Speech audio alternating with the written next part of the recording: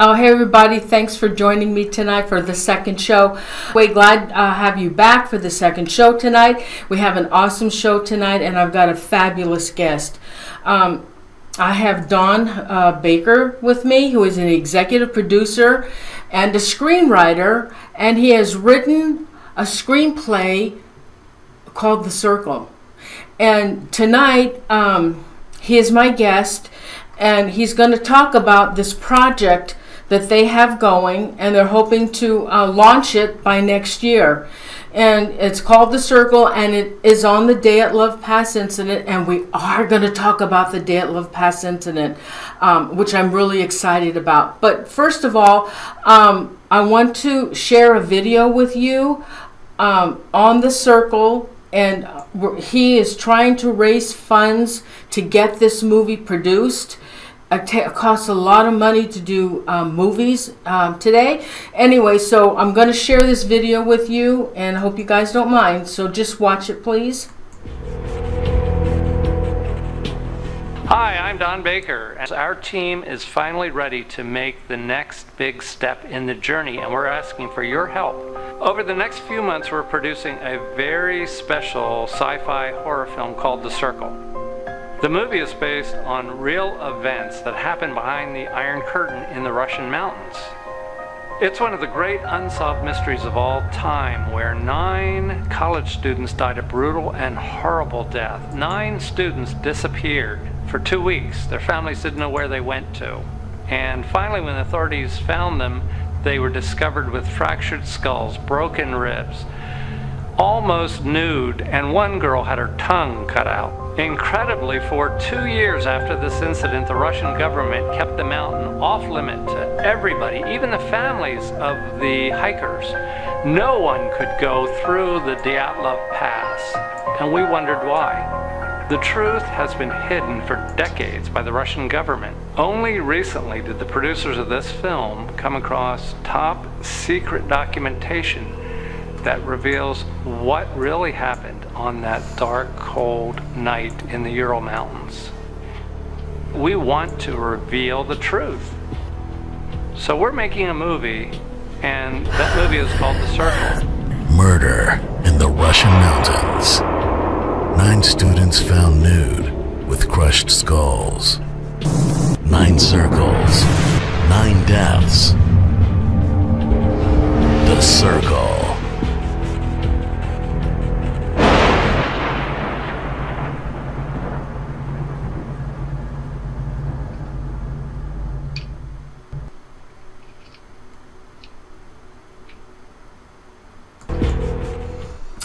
So welcome back, everybody. So you know what I'm going to do right now, I want to welcome Don to the show.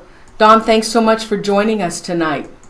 Thank you, Noreen. I really appreciate the opportunity to talk to you again, and to talk to the audience, and I really appreciate it. And you do such a terrific job with Paranormal Zone TV, and your work on YouTube is just really exceptional. So kudos to you and to your efforts. I know it takes a lot of work, and you're really on top of your game. So thank you for allowing me to participate in it. Wow. Oh my God. I'm gonna clip this out, and I'm posting this on my YouTube channel. Thank you so much. So Don, why did you want to, so tell us about, first, you know what, tell the viewers about yourself. Of course. Well, you so eloquently outlined, I am the executive producer and screenwriter of The Circle, which is a paranormal thriller. And I've been, I'll give you the 20,000-foot view of my career, just to let the listeners know where I came from and how I got involved in this project. It was really a kind of an interesting turn, because I didn't expect to be doing this kind of script. I have written comedies and children's shows. I wrote for Fox TV for a while. I've been in Hollywood for a long time, worked for different studios, and have been a TV commercial producer. I produced about over 500 television commercials, and have just, done a lot of marketing and things like that. So kind of, journalism degree, kind of straight,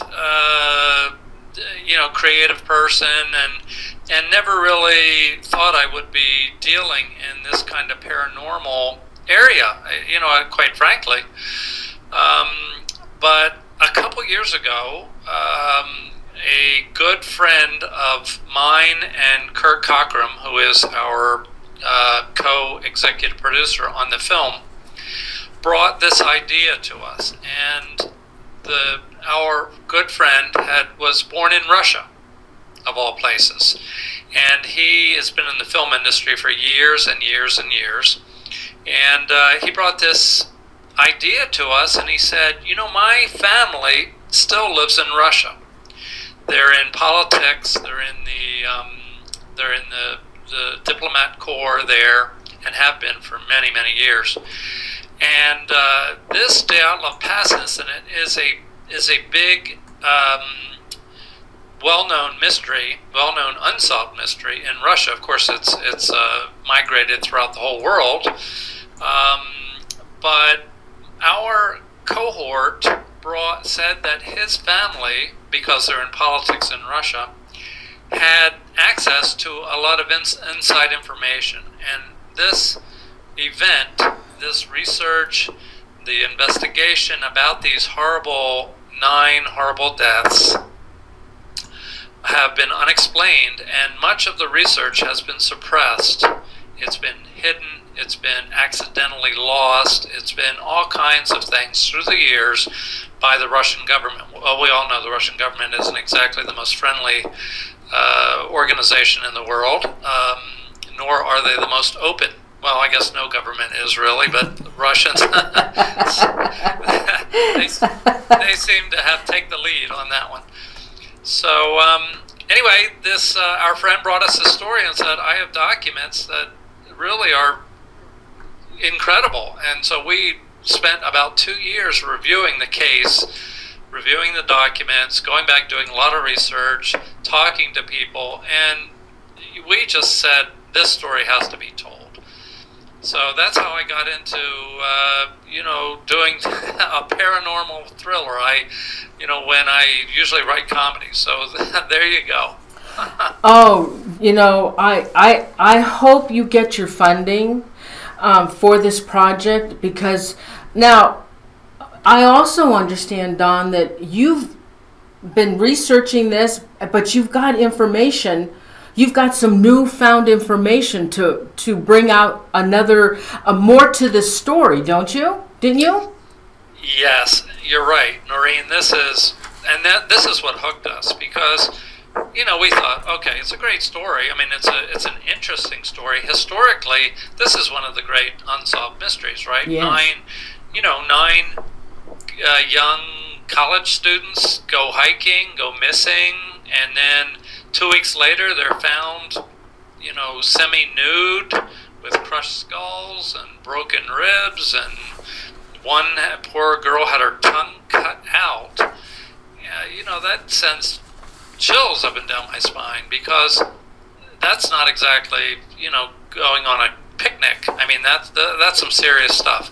So it's one of those unsolved mysteries. So, but when we found out that, there really is a lot of research that hasn't been published, a lot has been suppressed, a lot of the initial investigation, a lot of the, the tents and the artifacts of the actual crime, if you will, the tragedy, have been lost or stolen or just hidden from the public for a long time. And that's why we said, well, we better try to expose some of this. Now, we're going to do it in an entertaining way, because this is Hollywood and this is a film and this is where I come from, so we want it to be entertaining as heck. But at the same time, we're going to expose what we believe to be the truth about the incident. Will you do it more, so it's going to be more like a movie instead of leaning toward a documentary? Yeah, we feel that there have been enough documentaries about the incident. I've seen several of them on the History Channel, and there's nothing wrong with documentaries. They're great, but we're going to Our story starts when a bunch of college students from the U.S. are invited into the Ural Mountains, into the same Dyatlov Pass, and they go through the same kind of events that the kids back then did, and with some very unexpected twists. Mm-hmm. Well, I know you researched the real story. Let's talk a little bit about, for those who have never seen, I did air a show a couple months ago on the Dyatlov Pass incident, and I promised you guys that we would talk about the Dyatlov Pass incident as well. And Don has also researched it. So let's give the viewers some information. Oh, and by the way, after this video goes into archives, there's going to be an annotation on the video for you to check out maincoonfilms.com. All the information about this documentary and the Kickstarter will also be on that website. So if you would go to that website and check it out, we'd all appreciate that. And also, in case Curtis Cockrum is watching tonight, hi Curtis, just in case. So the story is with the Dyatlov Pass. In January of 1959, nine students or graduates of the Ural Polytech Institute decided to go on this expedition. And they had started out with 10, and one of them left the group because of illness. Correct, Don? Yes, you've got the story exactly right. There started to be 10, and ended up to be 9 because one turned back. I think he had severe strep throat, some kind of viral thing that wouldn't allow him to continue up the mountain. Although he did start up but had to return to an early base camp, and the other 9 went ahead without him. Right. Then they were all experienced skiers, and they all had a long experience in ski tours and mountain expeditions. Now, all the pictures that I'm going to show you tonight, you viewers, these were all captured off of their film from their camera. Their cameras were found, and they were able to get the pictures off of their film. And the great thing about this incident is they had the insight to take all these pictures, diaries. Without this, Don, we wouldn't have any of this information about this incident. You're right, and this was a different time, obviously. This was, when people kept diaries, and when people wrote letters, and when people recorded things, their life, rather than, Instagram and posting a picture of their lunch. they actually had to, put something down that was substantial. And so you're right, there are diaries that really count the journey all the way, document the journey all the way from every day. And so we pretty much know what they did, how they got there, and what they were doing at night, what they were feeling, what they were talking about. And but a few days into their trek up the mountain, things turned terribly sour. Right. I believe the diaries and and actually the film as well. There was their last capture, and I have a picture of it. That was the last picture taken on the film, and this camera was found inside. I'll show them right now. It was found inside the tent, and supposedly this is the last picture. Have you seen that picture where it looks like a bunch of white orbs? Yes, I have indeed. It's a very interesting picture, and it's hard to say what color that would be, of course, but I know that there were also notifications from nearby campers, nearby hikers, of seeing orbs that were moving around the sky about that time. So, well, there was another group that were about 50 kilometers away from that group, and they had seen orange lights in the sky. Yes, you're absolutely right. And I don't know what those orange lights were. Well, of course, we don't know for sure, but they, it's pretty unusual to see orange lights hovering, close to the ground there, or not too high in the horizon. So, of course, speculation has been rampant that it was either some kind of military testing. I mean, that is one of the theories, that it's some kind of military testing with either mind control by the Russians or by the Americans, because we were doing a lot of flyovers during that time period, the Cold War, 1959. Or if it wasn't the military, it was quite possibly UFO intervention, or alien landings, and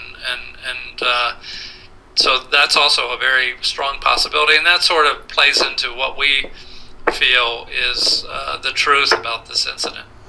All right, so on January 31st, the group, I guess they took off about January 31st, and they arrived at the edge of the Highland area to begin their climbing to the mountain. And the following, oh, wait a minute. Oh, so the following day on February 1st, the hikers started to move through the pass. And because of bad weather, I guess they decided to stop to stop where they were, because they were actually, I think what happened was, because of the bad weather and the storm, they actually got lost. They were not on their course anymore.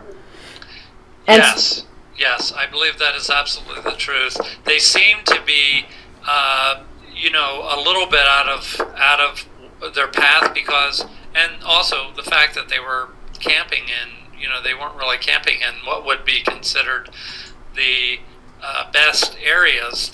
You would want to camp in some trees or some bushes or something like that, and they were sort of on the facing of the mountain, so, which is not a good place to be. No.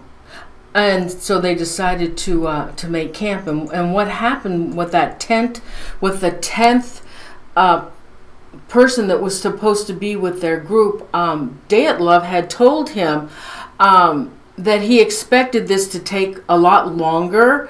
And so when they didn't get the any messages from the expedition, from the skiers, they weren't too worried at that time because of what Dyatlov had told. I think his name was Yurdin. And so they just let it pass. But then I believe the family were quite concerned, and they wanted the government or the police or somebody to step in and start searching for this group.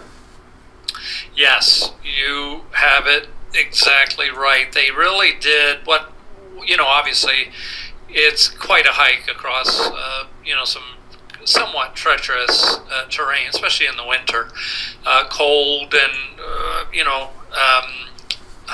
difficult territory. But then again, these students, hikers, were very experienced. This is not like, someone going out and getting caught in, someone going out on a picnic and getting caught in a flash flood or a terrible snowfall. These students, they knew where they'd been up through many similar situations. They knew where they were going, and gosh, there's 9 of them. I mean, that's a pretty good group of talented young people. So yeah, and I think too they probably felt safe because there were 9 of them, and they did pitch their tent where they had stopped. I think it was toward the edge of the forest, and they had pitched their tent to wait it out for the next day. But within that night, this was the night of February 1st? Yes. Something drastically happened to that group. Yes, and of course the horror is that they cut themselves out of their tent. I'm sure many of our listeners and know this story, but for those who don't, it's worth recounting. The 9 students were safe in their tent, right, going to sleep, writing their diaries, probably they just finished dinner, normal stuff. And here they are, awoken somehow by something, and they were forced to cut themselves out of the inside of their tent. Now that is a pretty odd thing to do when why don't you just use the flap? Why don't you untie the flap? Now, tents were different back then. You had to tie them, but not like a zipper and Velcro things that we have now. Right. But still, why would you cut yourself out of the tent? And why would you go, even more mysterious in this incredible story is, why would you go into the night without clothing or with just your underwear when the temperature is 20 degrees below zero? I mean, that's some really horrible circumstances. Yeah. They must have been scared to death. Oh my God, wouldn't it be awesome if we could find out what actually happened? They said they left, they fled, all their belongings were outside of the tent, and they were either barefoot or had socks on. I think a couple of them may have had more clothing on them, but most of them were in their underwear. And now on February 26th, the camp was discovered, and of course the tent was abandoned, half torn down, and all their belongings were there. And a mile away, the first two bodies were found, and they were in their underwear. And you know what about this one though, Don? Okay, there were two of them, and they were by a large old cedar tree, and they had started a fire. Now, I don't know how they could have started a fire if they had no clothes. And it probably was snowing. Now, I don't understand that one. You're right. It's totally odd. And I think you're referring to the two that tried to climb the tree. Right. Is that what you're referring to? Exactly. Which is unbelievable. Why are they climbing a tree? I mean, what are the... One of the theories, a couple theories. One is that they're trying to get away from something. Now, what are you getting away from that you're going to climb a tree? That's odd. Yes. The other theory is that they were climbing the tree to try to see, to get some perspective on maybe what was happening in the tent, maybe what was happening in the camp, maybe... they were trying to get an eyeball on, was it safe to return? And in fact, a couple of the students did attempt to return. I think they were suffering from too severe frostbite and other things, hypothermia at that time. They couldn't make it. Well, but Don, really, so... I had read this before, but I really didn't think about it. But now that we're talking, first of all, I don't see how in the world they could have started a fire. I don't understand that, although that's what they say, that they had tried to start a fire. The second, you're right, they climbed the tree, probably to get off the ground. I'm thinking to get off the ground, they must have been scared to death, because after they did the autopsy, their skin on their hands, their flesh was gone, and they had found their flesh on the bark of the tree. So that's telling me that they scrambled like hell up that tree. Yes, boy, it must have been. If you can imagine the chaos and the terror. Dead of night, total black darkness, cold beyond, compare. You can't even imagine. Okay. There's something else right there, just like what you said, in the black of darkness. How in the heck? If you know darn well, if you go up in the woods or you go anywhere where there's no life, there's no lights, there's no homes, there's not even any street lights. You know that if you put your hand up in front of your face, you cannot see anything. Right. How could they have even seen the tree to be up against, and how could they have climbed that tree? That from right there to me does not make any sense. Yeah, I mean, I wish we could explain these oddities because they are so. I mean, why would you climb a tree? I don't even. The only thing I can think is to. I mean, the most substantial theory is to just when you're trying to get away from something. Now, what are you trying to get away from? Could you be getting away from a bear? Yeah, you could. I guess that would make sense. That's always what I see in the movies. As a matter of fact, people climbing a tree to get away from the bear. But there are no bear marks on anybody. There's no claw, scratches or bear bites, or or the bear didn't eat anybody. I mean, there's nothing like that happening to these bodies. So that's not possible. But how would they, if you can't see your hand in front of your face, what are they actually seeing then to be so scared?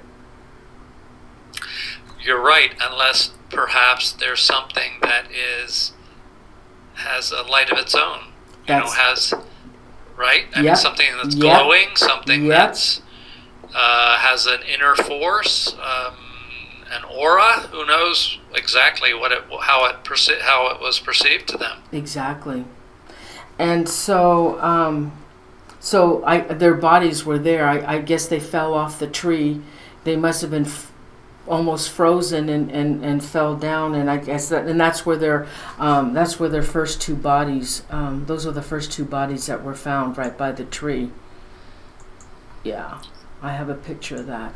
So then, several hours later, 3 more bodies were found, and they were exposed on the mountain slope. And they said, which was more baffling because they were found face down in a straight line between the forest and the tent, suggesting that was the positions of their bodies, suggesting that they were running for their lives.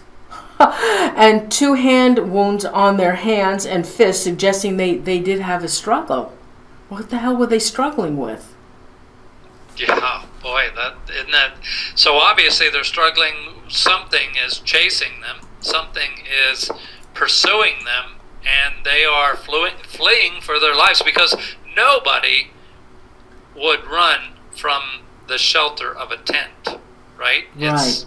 It's 20 degrees below zero. You're not going to, and your clothes, by the way, are in there with your coat and, everything else. Yeah, now these hikers had some clothes on. Yes, these did. Yeah, right. They did. And then the 4 remaining hikers, they weren't found until 2 months later.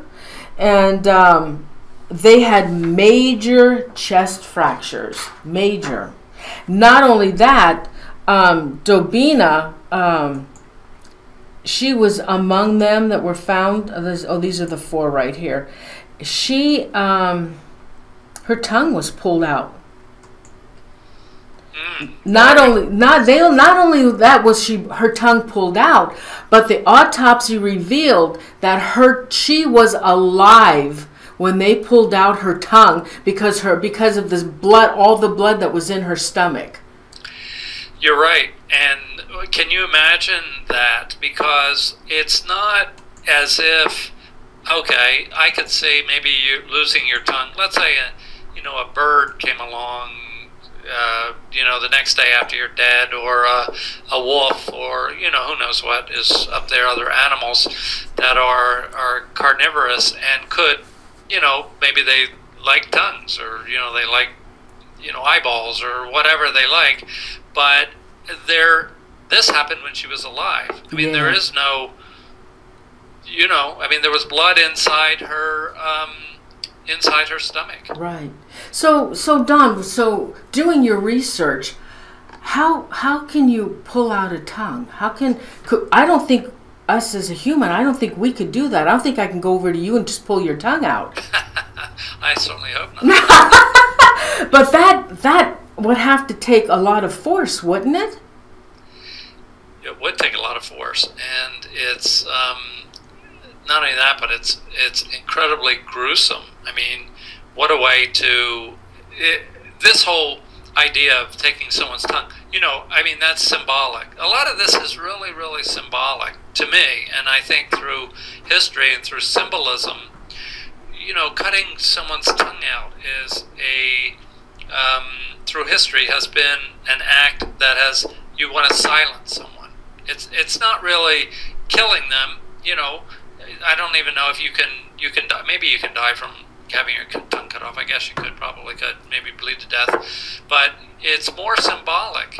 So,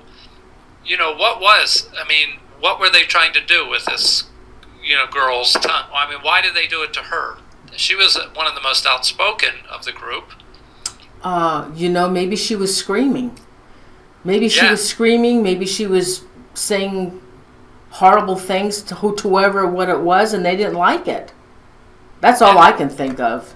Yeah, that's quite possible. Now, and the other ones that were found in this group, they had major skull damage. Now, they were found partially clothed, but they were in a ravine 4 feet under the snow. Okay. And what they had done was they had cut off cedar branches to put underneath them to keep away from the feel of the coldness of the snow. But again, Don, how could they have done this in pitch dark? How could they do that? Is it dark in Russia at that time of the year? Maybe I don't know anything about Russia.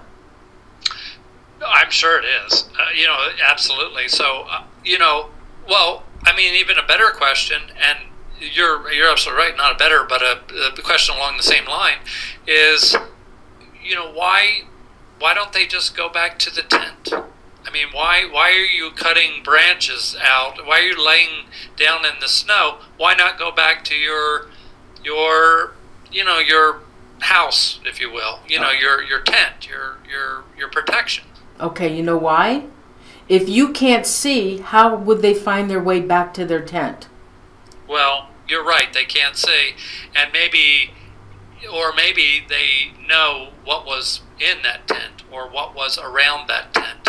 And they probably wouldn't want to go back to that same scenario as why they left.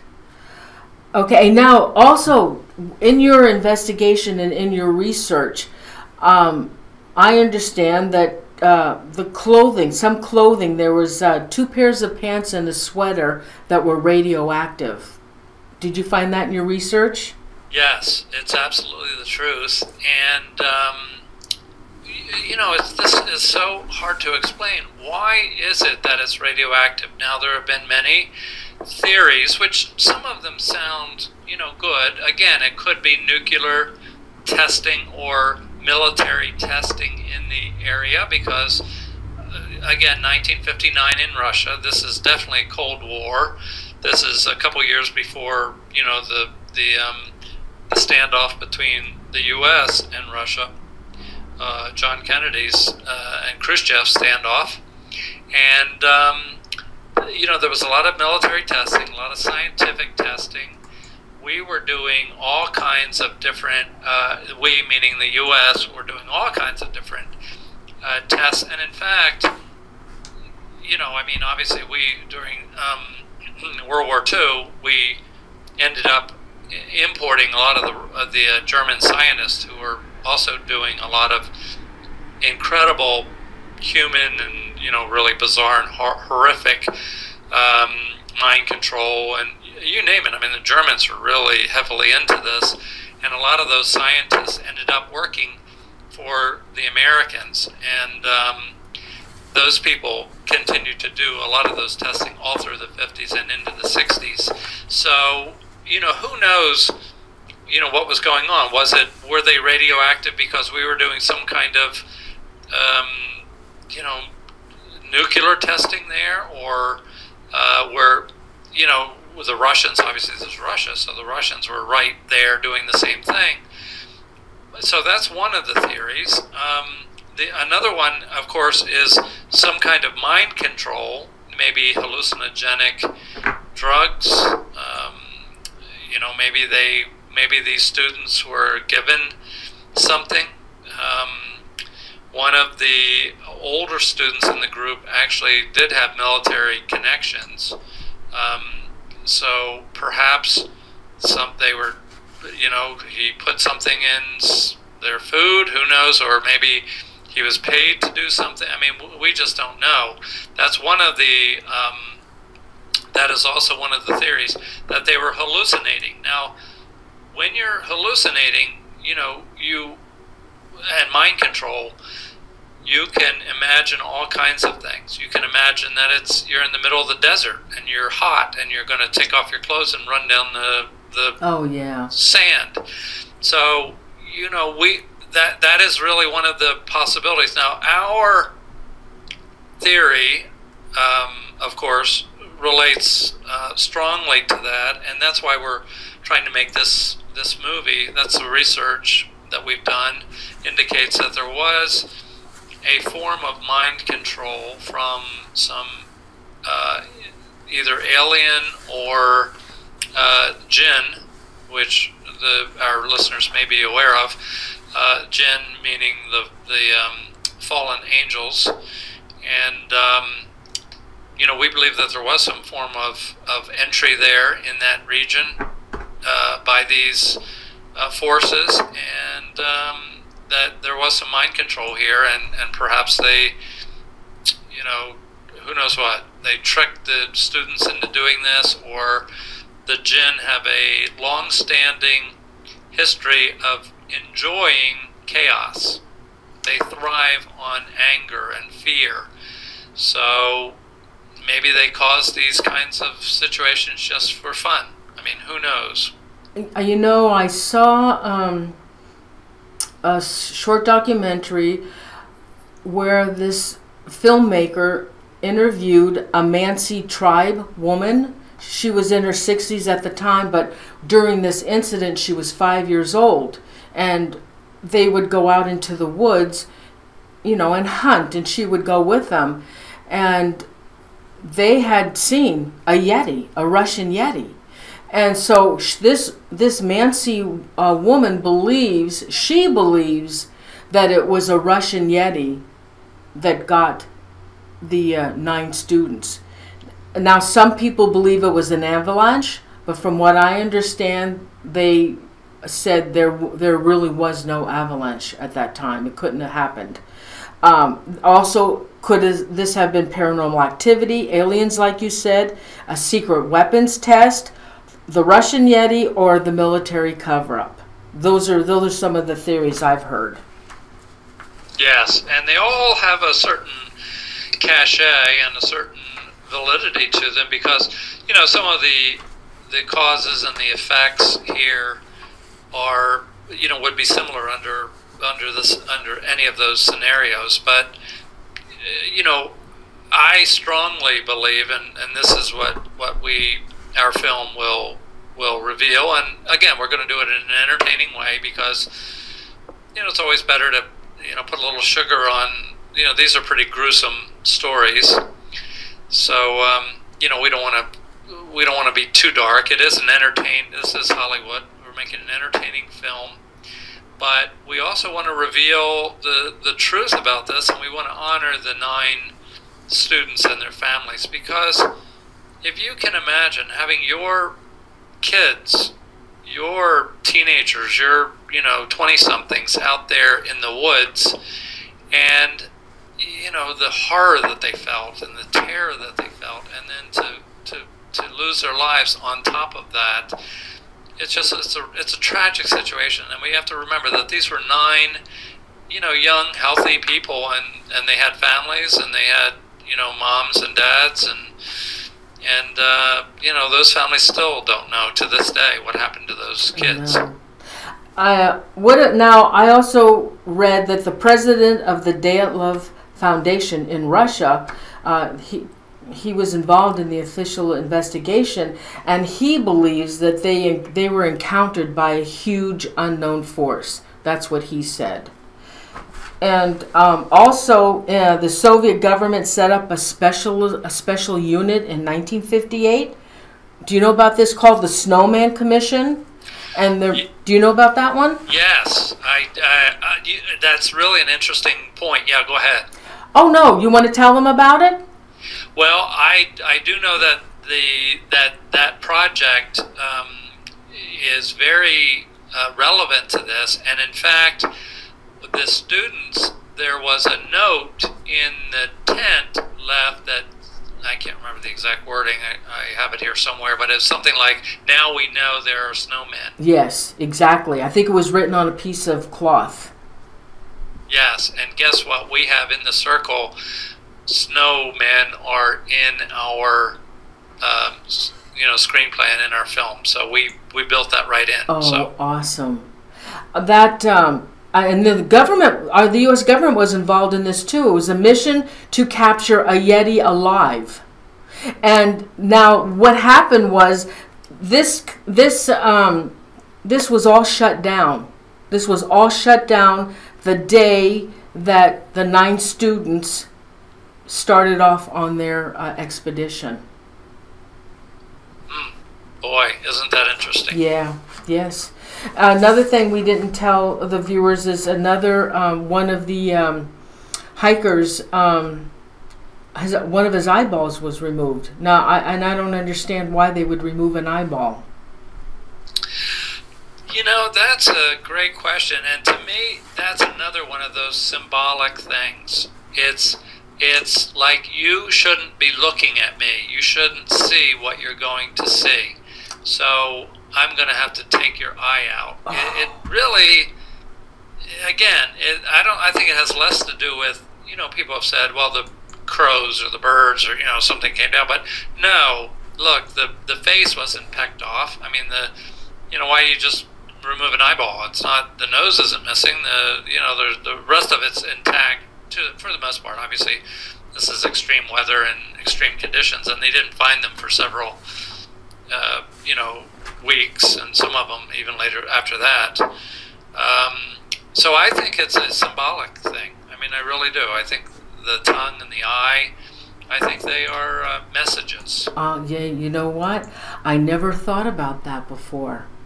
That's really great, because I never thought about that before. Interesting. Now, we didn't go over all of the injuries to these poor students, and they were all life-threatening injuries. They were all meant to cause fatal harm to these students. Their skull bones were exposed. One had a broken nose as well, crushed ribs, and there were internal injuries to their organs as well.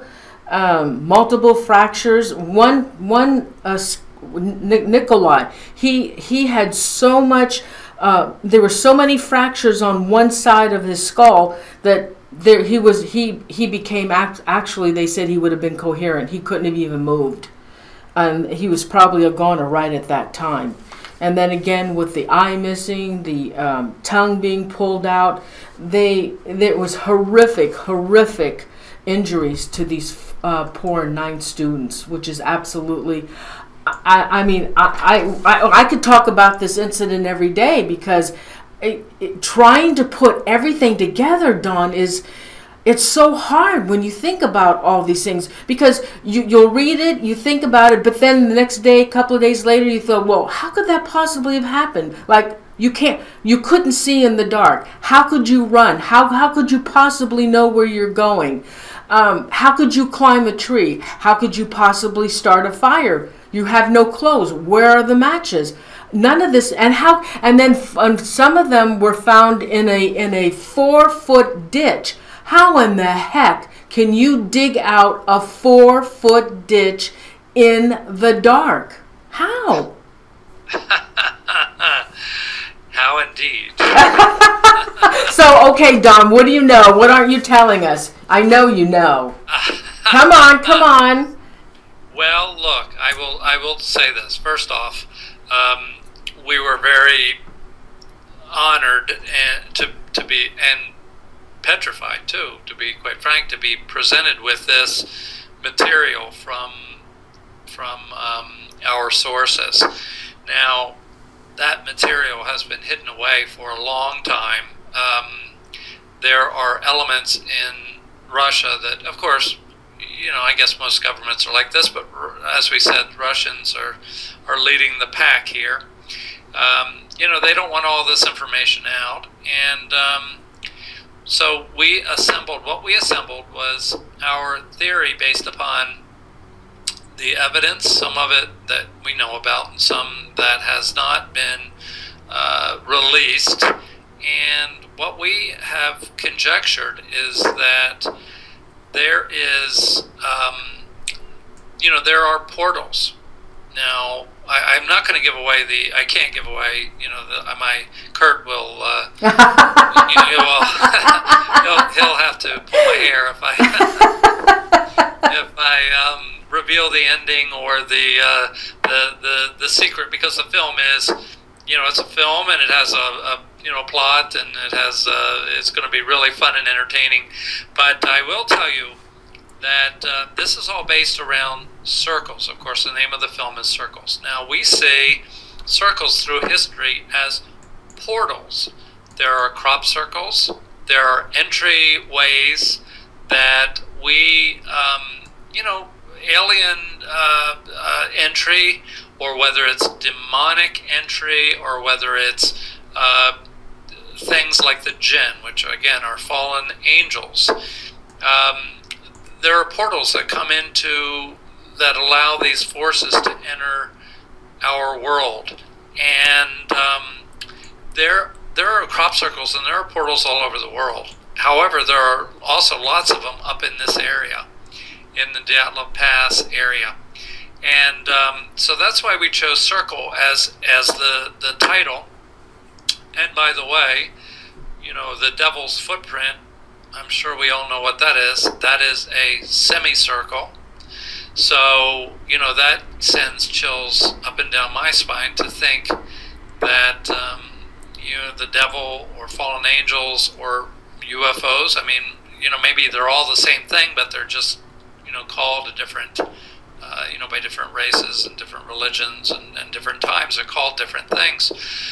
But we do believe that the circle is very symbolic and very important. And by the way, 1959. There are 2 9s in that. Exactly. Yeah. And when I'm looking at a 9, I see something. I see, you know, what do you see? I see a circle at the top with a line at the bottom. You know, a hook at the bottom. So this is 1959. Has 2 circles, 9 students, you know, which is another circle there, and the number 9 is repeated throughout, you know, throughout history as a mythological number. Has a lot of numerology. You know, we can do a whole show on numerology of the number 9, I'm sure, and but 9, 9, 9. It's always 9, and it's always with a circle. So all this ties together, and we believe it's portals for either an alien or call it the jinn if you want, but some malicious force that has come in here and has controlled this situation and has ruined the lives of these poor 9 students. Were you able to get some of the archives, into the archives? We did. We had photocopies of some of the stuff that I think has mysteriously disappeared, but it really hasn't disappeared. It's all there still. Oh. Did you go to Russia by any chance? No, I have not. I would love to go. You know, I'm a little bit trepidatious about going there, because I don't, especially until we get this film made, I want to make sure that you know, I mean, Russia is certainly a beautiful historical country, and I'd love to go for that romantic and historical aspects, but the political climate is not one that is, you know, one very inviting right now. Right, totally agree. So, in the movie, in the ending, is it your ending, what you think happened, or is this based on any research that you have done? Well, perfectly good question. It is. Of course, I wrote it. We were going to create the ending, but the ending is based upon information that we obtained. So I don't want to say what the ending is, but the ending is based upon fact. Now, did we, in fact, in research, but did we embellish it and, put our own, a little bit of a spin on it? Of course. I mean, we have to fill in the missing, we have to connect the dots. But the dots are leading us in a certain direction already. Oh my God. I can't wait. I can't wait to see this movie. Now, do you think this is going to go into the theaters? Is it going to hit a sci-fi channel? Is it going to hit cable? Where do you expect this to go? Yes, we will be here. The overview on the movie is this: that we are going to start principal photography in January or February. We're waiting for the snows. A lot of this is outside, of course, outside shooting. So we need some real heavy snow. And then we have a full, plan. I come out of, Kurt and I both come out of, entertainment and distribution. So we will have theatrical release. I mean, I'm knocking on wood here. You never know. Yeah, it has to be a good movie. But we believe we will have theatrical release. We will also... one of the things we have is we own a web marketing company. So, that web marketing company is going to be doing distribution also online, which, a lot of film and things are going online now, like with Netflix and other things. Right. We also are hoping for TV distribution through either the Sci-Fi Channel or several other people that we're negotiating with right now. Oh, that would be so awesome. Would you want to give them your website? Tell them your website? Yes. Well, our website is, our corporate website is maincoonfilms.com, and I'll spell that. It's Maine, like the cat, MAINE, Maine, Coon, COON, films, FILMS, plural, .com, maincoonfilms.com, and you can go there. You can find out more about us, but also, even more importantly, and this is, Noreen, I want to thank you so much again for your time, and I really appreciate it. If our listeners can support this project, that's the only way we're going to really make the film we want to make, and that's on Kickstarter.com. Kick, one word, kick, K-I-C-K, starter, STARTER.com, and then search, in the search box, search The Circle, and then contribute, because there are some great rewards on there for contributing. If your budget is, $5, you can contribute and get something great, or if it's $50 for a signed script, a couple $100 to have, t-shirts and a download and a hat, or if you want to have dinner with the director or the producers, you can do that. Even if you want to be in the film, there are some great awards. Or if you want your company name in the film, like on a sign or on a menu, hey, you can do that too. Wow. So come out and help us back this project, and we would really appreciate it. And I will put a link on the video itself. They can just click on that link. It'll take them right to your website. Thank you. Oh, Don, it was such a pleasure meeting you and talking with you. And oh my gosh, I wish you the best of luck. And I hope the best for you and your crew and your team. And I hope you make it really big with this movie, because we are all anxious to see it. I know it's going to be fabulous. Noreen, you are terrific, and you have a circle in your name. Several. I did. Uh-oh. Thank you, Don. Could they be portals? I guess. Thank you so much, Don. My best wishes to you. Thank you so much. Okay. Thank you. Take care. Good night. Bye-bye. Bye.